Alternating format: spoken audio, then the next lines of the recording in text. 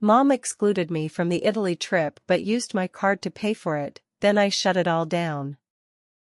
The bank alert hit my phone at 11:47 p.m., and the number on the screen stopped my heart cold. $9,600. One charge. One travel agency. Rome, Florence, and Venice.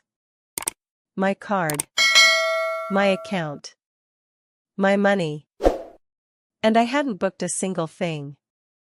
I sat on the edge of my bed in the dark, staring at that number, reading it over and over like maybe I was misunderstanding something. Like maybe there was a version of this that made sense. There wasn't. The charge was real. The travel agency was real. And somewhere downstairs, I could hear my mother laughing at something on the television, completely relaxed, completely at ease, because she had absolutely no idea that I had just seen exactly what she did. 12 hours earlier, she had sat across from me at the breakfast table, smiled warmly, and told me I wasn't invited. My name is Claire. I'm 31. I work as a contracts administrator for a construction firm in Charlotte, North Carolina. My job is documentation, precision, and catching the details that other people miss. I am the responsible one. The organized one. The daughter who always shows up, always helps, and never makes it complicated. That last part is what got me into this mess. My mother's name is Diane. And if you met her, you would love her immediately. She volunteers at her church. She remembers everyone's birthdays. She brings food to neighbors who've had surgery. She is, by every external measure, the definition of a warm and generous woman. What she is privately, what I have spent 31 years slowly understanding, is a woman who has mastered the art of making her needs feel like your responsibilities. Over the past 3 years, I had paid for her emergency car repair. I had covered my sister Paige's last-minute flight home for Christmas. I had floated the security deposit when my brother Garrett moved cities. I had opened a personal line of credit when a pipe burst in her bathroom and she said she didn't have the cash. Every single time, she had said the same thing. I'll pay you back. You know I'm good for it. That's what family does. I had believed her every time. Not once did she pay me back. Not once did I bring it up, because bringing it up always became a conversation about why I was holding things over her head, and I didn't have the emotional bandwidth for that fight. So I stayed quiet. I kept helping.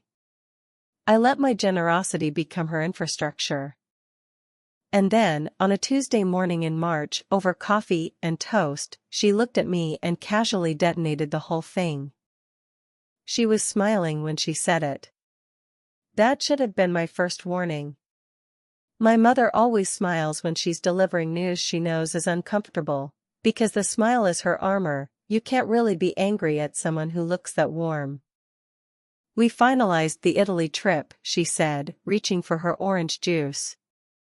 Me, your father, Paige, Garrett, and Melissa. Melissa is Garrett's girlfriend. We leave in 3 weeks. We're so excited. I counted the names automatically. 5 people. There are 6 people in my immediate family. I waited. Maybe she had forgotten someone. Maybe she misspoke. Maybe the sentence wasn't finished. She took a sip and set her glass down. It was finished. You didn't mention me, I said. Oh, sweetheart. Her voice dropped into that particular tone, soft, patient, as though she were explaining something complicated to someone who needed extra time. You know how you get about travel. It's such a long trip, and we didn't want you stressed. We thought you'd be more comfortable at home. I stared at her. We thought you'd be more comfortable at home. I have traveled internationally 4 times in my adult life. Twice alone. once for work. I am not afraid of airports. I am not particularly anxious. The closest thing I had ever said to expressing travel discomfort was a single offhand comment 2 years ago, in the middle of a chaotic family vacation to Myrtle Beach, that large group trips could sometimes feel overwhelming. She had held that sentence for 2 years. Stored it. And pulled it out this morning as the official justification for why I was not going to Italy with my own family. I see, I said. I didn't argue. I didn't cry. I didn't ask the real question, which was why the daughter who had paid for everyone's emergencies for 3 years was suddenly not worth a plane ticket. I just said I see, finished my coffee, and went to work. I let her believe I had accepted it. What I didn't know, what I had absolutely no idea about, was that she had already decided my role in this Italy trip. She hadn't excluded me from going. She had just excluded me from the part where I got to enjoy it. My card was already scheduled to be the part one played. I just hadn't been informed yet. The bank alert informed me at 11:47 that night. $9,600. Charged to my card, which I had saved with this particular travel agency 2 years ago for a weekend trip. I had never removed it from their system. My mother knew I had used them. I had mentioned it over dinner once, the way you mention anything small and forgettable. She had not forgotten it. I opened the transaction receipt and read every line. 5 passengers. Rome, 4 nights. Florence, 3 nights. Venice, 2 nights. Business class upgrades for my parents. Private car transfers between cities. A food tour in Rome. A cooking class in the Tuscan countryside. A gondola experience in Venice. A day trip along the Amalfi Coast. This was not a modest family vacation. This was an $18,000 luxury trip. $9,600 already charged to my card. The remaining balance due 30 days before departure, also scheduled to route to my card, because my mother had saved it as the primary payment method for the entire reservation. She hadn't borrowed my card for one purchase. She had installed it. Like a utility. Like a power source she planned to keep drawing from until the trip was over. I sat in the dark for a long time. And then something very quiet happened inside me. Something that had been soft and accommodating for 31 years went firm. Not angry. Not panicked. Just completely, irrevocably decided. I opened my banking app. I froze the card. Then I opened my laptop and spent the next 2 hours doing something I should have done a long time ago. I went through every account connected to my name, every shared login, every profile where my mother or anyone else in my family had access, and I shut every single door. The streaming subscription she used more than I did. Removed. The hotel rewards account my parents had been accumulating points on for 3 years, using purchases I funded. My father had once told me the points were basically a family account. I logged in. Removed every authorized user. Changed the password to something 16 characters long that no one in my family would ever guess. The rental car account where my mother was listed as a secondary driver on my membership. Removed. The airline lounge membership I had opened at her suggestion because she said it would be useful for when the family travels. She and my father had used it 6 times. I had used it twice. I removed every supplementary member. And then the credit line I had opened 14 months ago when she called me crying about the burst pipe. Removed her access completely. Changed everything. By midnight, I had a folder on my desktop called Documentation. Inside it, screenshots of the original charge, the full itinerary, 3 years of Venmo transactions, every text message where she had written "just put it on yours for now, I'll get you back." Every email. Every record I could find, organized by date. At 12:23 a.m., my phone buzzed. Declined, $840. Travel insurance, Italy package. I stared at the word declined. And I smiled. Not a happy smile. The kind of smile you make when something you built finally holds. 2 more declines came in the next hour. A luggage forwarding service. A private car for the Amalfi Day trip. They were still adding. Still building.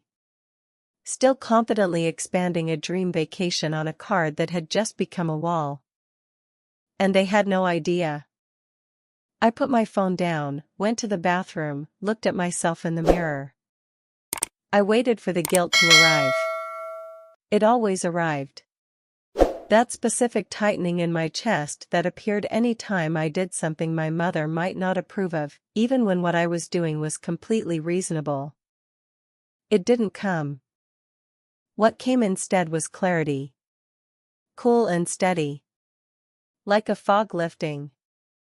Before I slept, I called the bank's fraud line and reported the charge using my work voice, the flat, precise one I use when a contractor tries to dispute a penalty clause and needs to understand that the contract means exactly what it says. I explained that a family member had accessed a saved card on a travel booking platform without my knowledge or consent.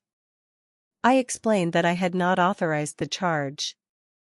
I explained that my card had been set as the primary payment method for an ongoing reservation without my permission. The representative asked if I wanted to file a formal dispute. From downstairs, I could still faintly hear my mother's television. Some late-night program. A laugh track. Completely normal. Yes, I said. And I want the card replaced. When I hung up, I sat in the quiet of my room and finally named what had been happening for years. Generosity becomes infrastructure when you stop protecting it. And once your family builds their plans on top of you, they stop seeing the foundation. They just see the floor. I had been the floor for 3 years. Tonight, the floor was gone. The next morning, I came downstairs at my usual time. My mother was at the counter making coffee. My father read the newspaper at the table. Everything looked exactly the way it always looked, which is the specific cruelty of deception, it doesn't come announced. "Morning," she said brightly. "Morning," I said. I poured my tea and sat down. At 8:14 a.m., her phone lit up on the counter. She glanced at it. Her posture shifted slightly, the kind of shift only someone who knows exactly what to watch for would notice. "That's odd," she said, to no one in particular. "The travel insurance charge didn't go through." My father looked up. "Probably a security hold." "Probably," she said. She set the phone down. I took a sip of tea. 3 minutes later, her phone lit up again. She picked it up. This time the frown was deeper. She opened the travel agency app. She navigated to the booking. And I watched, not from her expression, because she was excellent at controlling her expression, but from the single moment her thumb stopped moving, the exact second she understood what had happened. "Richard," she said quietly. "What?" "The card is frozen." My father set his newspaper down. She turned and looked at me. And for the first time in my adult life, I watched my mother look at me without the automatic assumption that I was about to make everything okay. "Claire," she said carefully. "Is there something wrong with your card?" "There's nothing wrong with it," I said. "I froze it." The kitchen went completely silent. I knew the playbook. I had grown up watching it work. First came confusion. Her face arranged itself into gentle, puzzled concern, as if she hadn't quite heard me correctly. You froze it? But why, sweetheart, I was going to tell you. We were absolutely going to pay you back. The prices were expiring and your card was already saved in the system and it was just the fastest. Mom, I said. Just her name. Nothing else. She stopped. The card is frozen. The dispute is filed. Every shared account connected to my name has been closed or had access removed. I set down my mug. I wanted you to know so you could make other arrangements for the remainder of the booking. Then came offense. My father pushed back from the table. That is not how this family handles things. I agree, I said. Things shouldn't be handled by charging $9,600 to someone's card without asking them. We were going to tell you. When? I asked. He opened his mouth. He closed it. Because there was no good answer to when. The charge had gone through late at night, after I had gone upstairs, when the household was settled. If I hadn't had bank alerts active, I would have found out when the statement arrived. By then, they would already have been in Florence.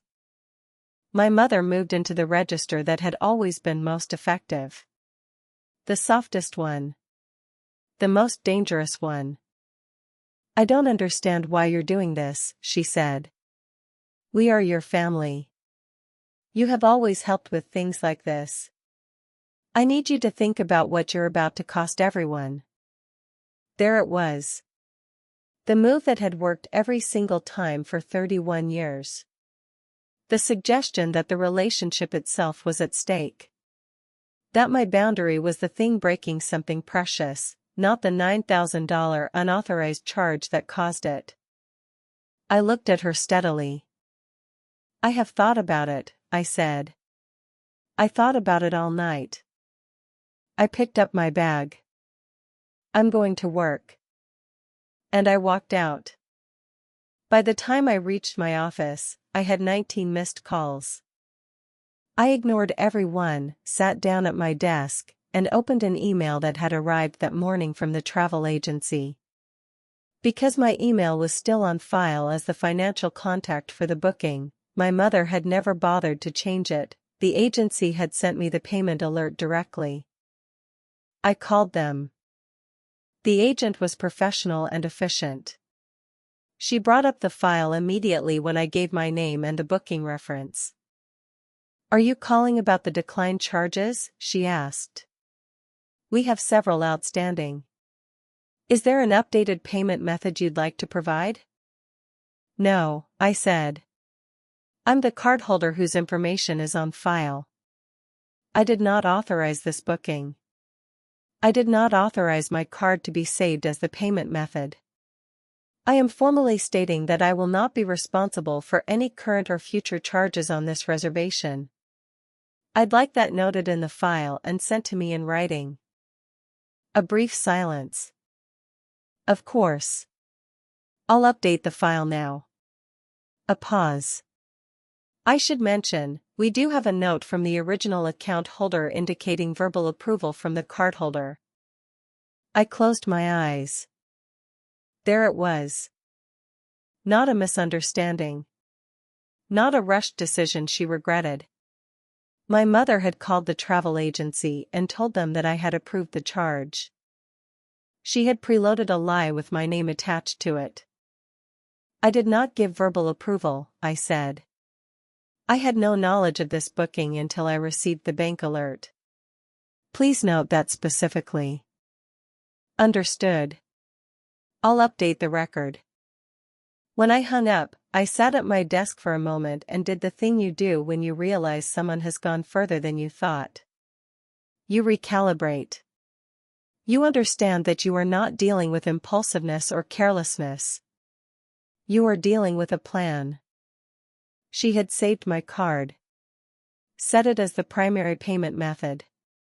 Listed me as the financial contact so agency emails would reach me after the fact rather than before. Called the agency to preemptively establish that I had approved everything. And excluded me from the trip itself, so I would not be there to contradict any of it in real time. This was not a mistake. This was architecture. I told my friend Sasha everything over lunch in my car. She listened without interrupting. When I finished, she said exactly what I had been trying not to say out loud. She told the agency you approved it, Claire. That is not a family misunderstanding. That's fraud. I had been avoiding that word. It felt like a door I couldn't close once I opened it. But Sasha was right. I review contracts for a living. I know what misrepresentation looks like. Using someone's account without authorization and then lying to a third party about having received that authorization is not a gray area. It does not become gray because the person who did it is your mother. What are you going to do? Sasha asked. I've already done most of it, I said. But tonight I'm going to the house. With documentation. She nodded slowly. Do you want company? I need to do this one alone, I said. She put her hand on my arm briefly. Then do it clean. Facts only. Don't let them make it emotional. I drove back to the office thinking about that. Don't let them make it emotional.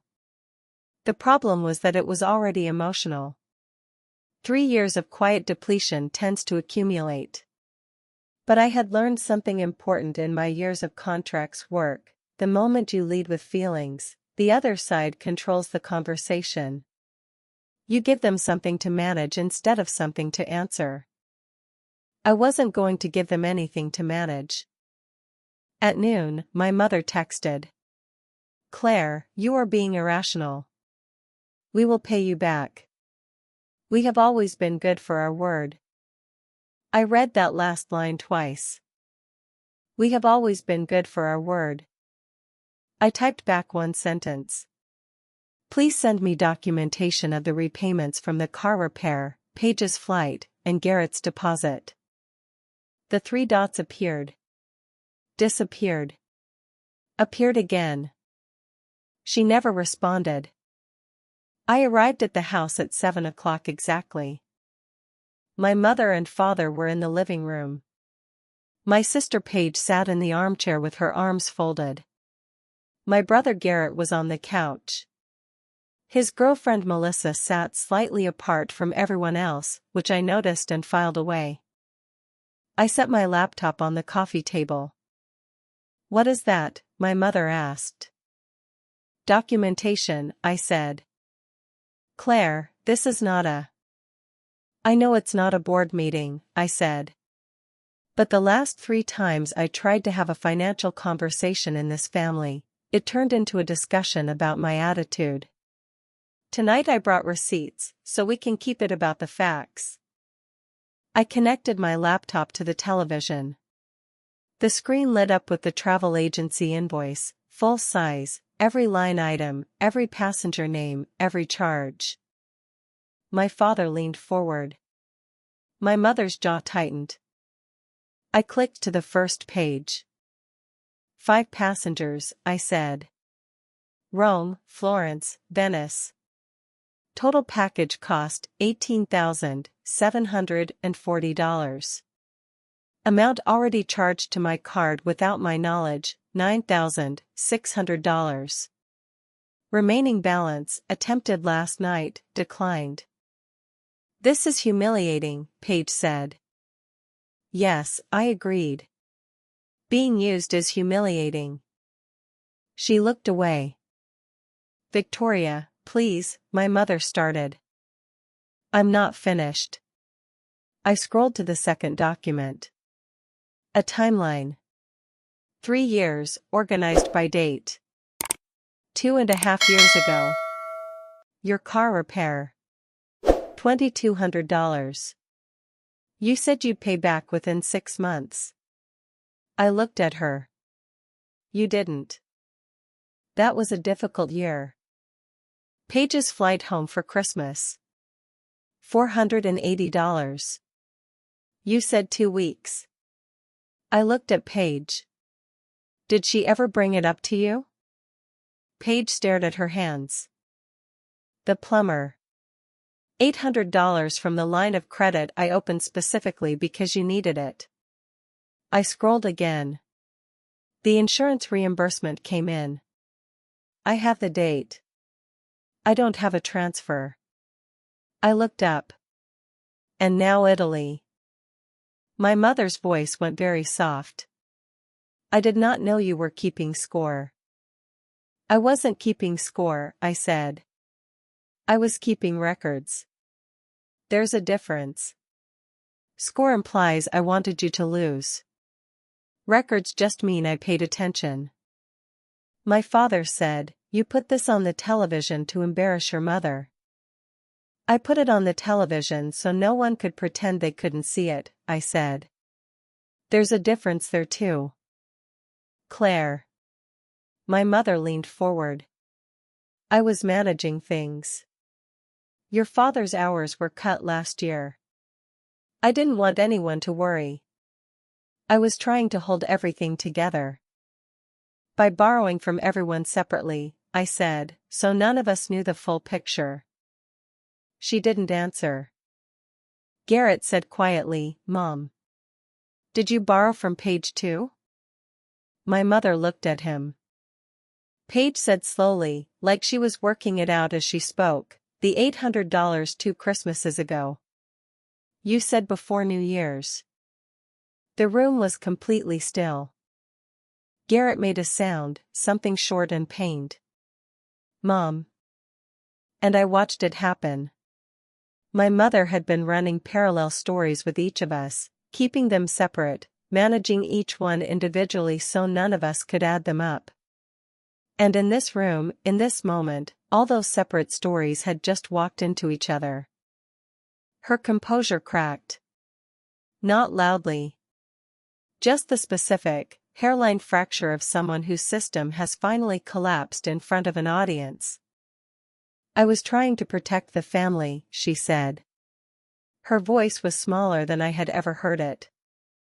You told the travel agency I approved the charge, I said. You said that to them directly. You called and told them I gave verbal authorization. Silence. That wasn't protecting the family, I said. That was protecting the plan. My mother pressed her lips together.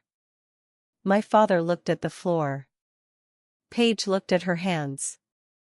Garrett looked at nothing in particular. I'm not unfreezing the card, I said. The dispute stands. The agency has been formally notified that I did not authorize the booking. Every shared account is closed. If you want to keep this reservation, you will need to find another payment method. I looked at my mother. That is the situation. You are tearing this family apart. No. I said it quietly. Firmly. Without a single apology attached. I am separating my finances from the family. The family can remain exactly as it is.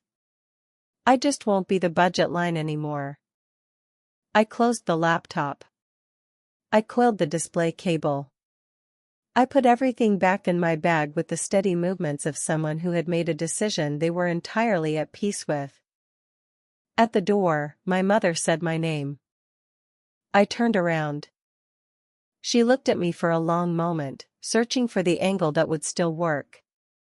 The combination of words that would bring back the version of me who accommodated everything. She had been finding that version her whole life. It had always been there. It wasn't there anymore. I love you, she said. And I believe she meant it. That was the most painful part. She loved me genuinely. She had just never understood that love isn't supposed to have a credit limit attached to it. I love you too, I said. Good night, Mom. And I walked out. The trip collapsed over the next 48 hours. Without the $9,600 already charged, still under dispute, the agency couldn't release the full booking. Hotel deposits expired. Tour reservations lapsed. The business class upgrades timed out when the payment deadline passed. I stared at that message for a long time. Someone who had known me for less than 2 years had asked the question that my own family hadn't asked once through the entire ordeal. "Are you okay?" I wrote back, "Not completely. But I'm getting there." 2 weeks later, I signed a lease on a 1-bedroom apartment 15 minutes from my office. It was modest. The kitchen was small. The bedroom window faced a brick wall. But every bill attached to that address had one name on it. Just mine. No one else was listed. No one else had access. No shared passwords. No family account connections. No emergency credit lines with authorized users. I bought towels in a color I chose without consulting anyone. I bought a coffee maker I'd wanted for years. I bought a small dining table that fit exactly 2 people, because I was one person, and that felt like exactly enough. Sasha helped me carry boxes upstairs on a Saturday afternoon, and when we were done we sat on the bare floor of my empty living room with takeout containers and cheap sparkling water, and she raised her can and said, "To being no one's backup wallet." I laughed. Real laughter. The first time in weeks.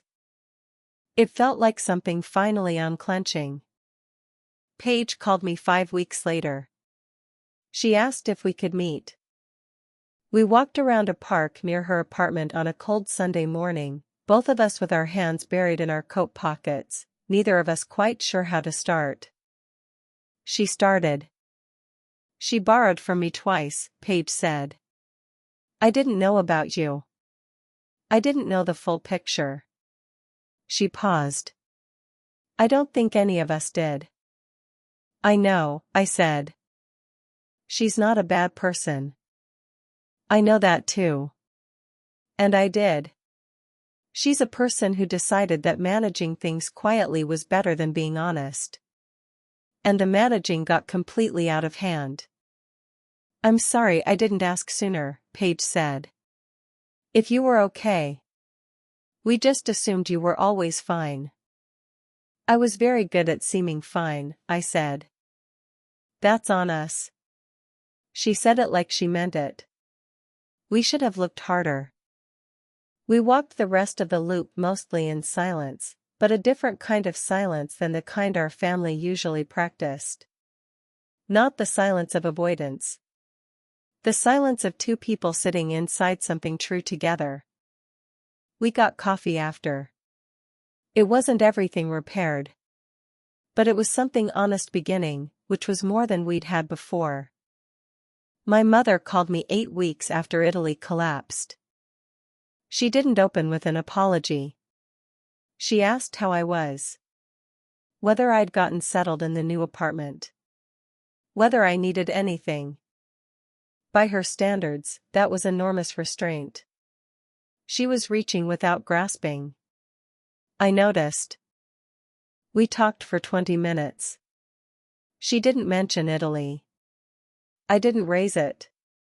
Near the end of the call, she said quietly, "I know I didn't handle things right." I waited. "I wanted to give the family something beautiful," she said. "I just went about it the wrong way." There was so much I could have said.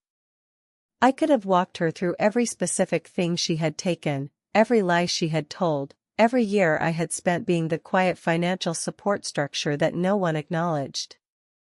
I could have named the number, $11,000 over 3 years, and made her sit with it. I didn't. "I know," I said instead. "I'm working on forgiving you. But my finances are separate from the family now. Permanently. That part isn't going to change." A pause. I understand, she said. She didn't follow it with a but. For the first time in my entire life, she said I understand to a boundary of mine and let it stand.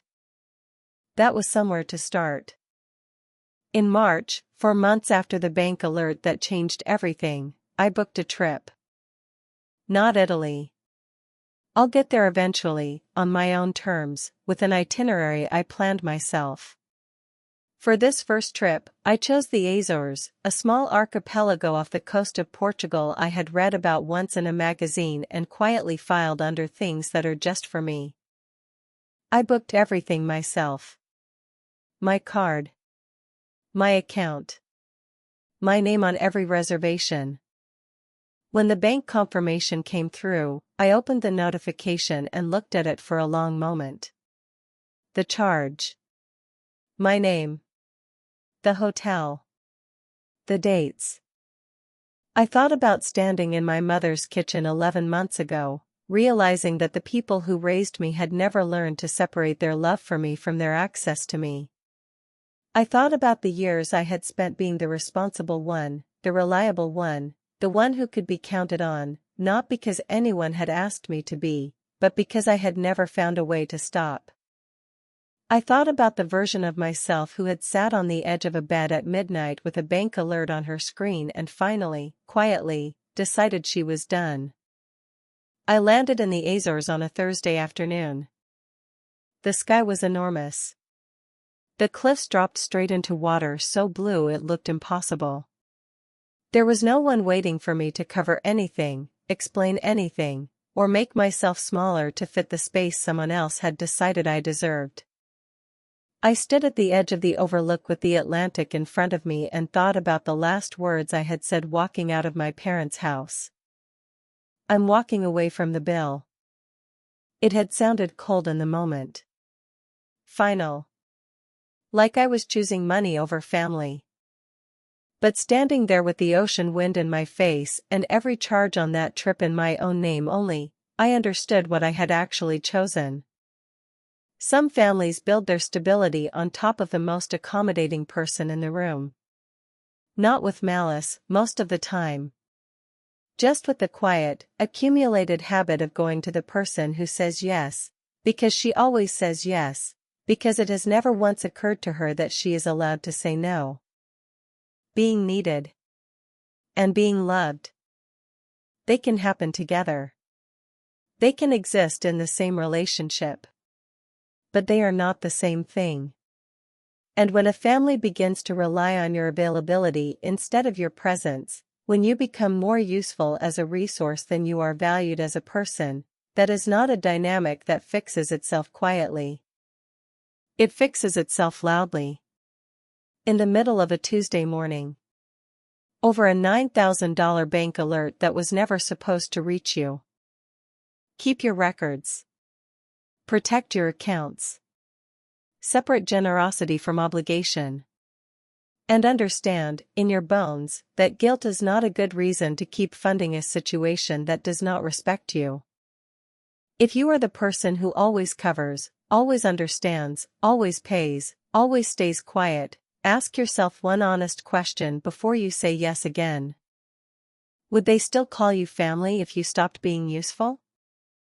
And if the answer makes you hesitate, maybe it is time to freeze the card.